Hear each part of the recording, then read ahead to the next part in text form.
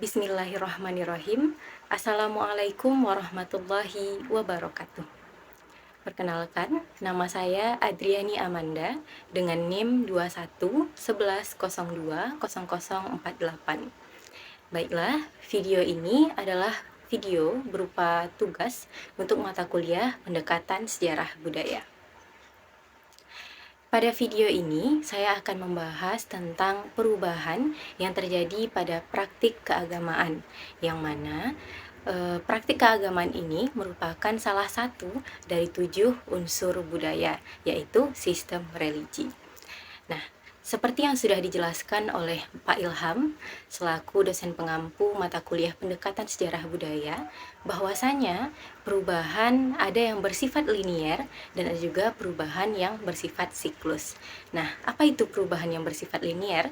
Perubahan yang bersifat linier adalah perubahan yang sifatnya terus ke depan, perubahan yang tidak akan mengulangi apa yang pernah terjadi di masa lalu. Contohnya seperti perkembangan teknologi yang tidak akan dipakai lagi, teknologi zaman dahulu yang berkembang, selalu berkembang sampai zaman sekarang. Nah, selanjutnya ada perubahan siklus. Apa itu perubahan siklus? Perubahan siklus adalah perubahan yang sifatnya siklus, berputar. Jadi, apa yang sudah terjadi dahulu, apa yang sudah dilakukan dahulu, terjadi lagi di masa depan. Nah, begitu juga pada perubahan pada praktik keagamaan.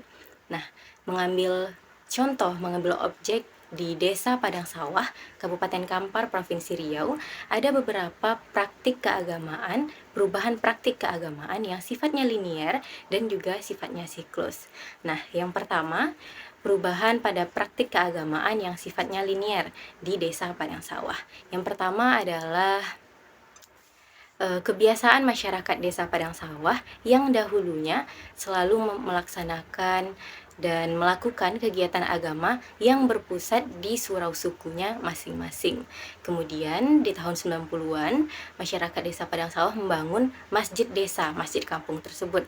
Nah, kemudian kegiatan keagamaan pun berpindah dan berpusat di masjid desa tersebut, tidak lagi di surau suku masing-masing. Begitu.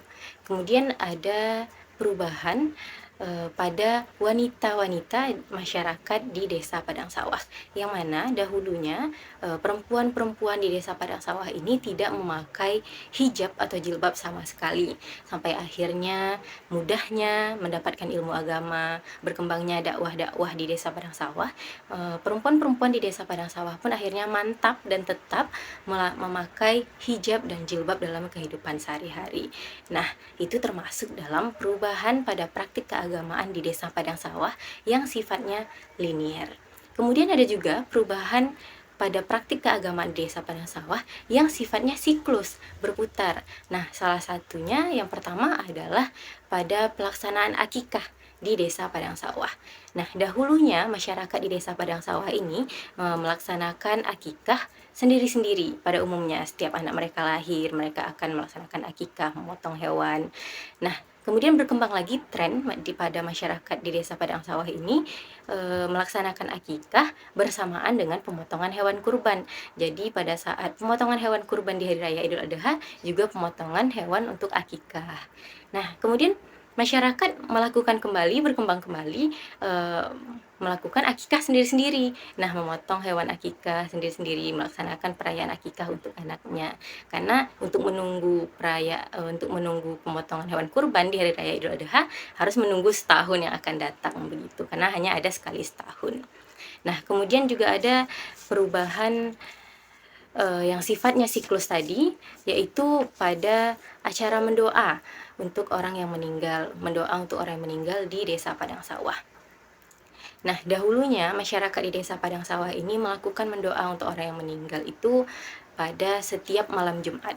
Setiap malam Jumat dilakukan acara mendoa. Kemudian berubah lagi, masyarakat melakukan acara mendoa tersebut pada 3 malam pertama. 3 malam pertama dari orang meninggal melakukan mendoa. Kemudian berubah lagi, dilakukan acara mendoa tersebut di hari ke-7, 14, 40, dan hari ke-100. Nah, perubahan itu selalu berubah dan itu tergantung kepada masyarakat Desa Padang Sawah itu sendiri apakah sanggup. Jadi yang awalnya setiap malam Jumat kemudian berubah pada setiap 3 malam pertama, kemudian berubah lagi pada hari ke-7, ke-14, dan seterusnya. Nah, itu adalah perubahan siklus pada praktik keagamaan di Desa Padang Sawah.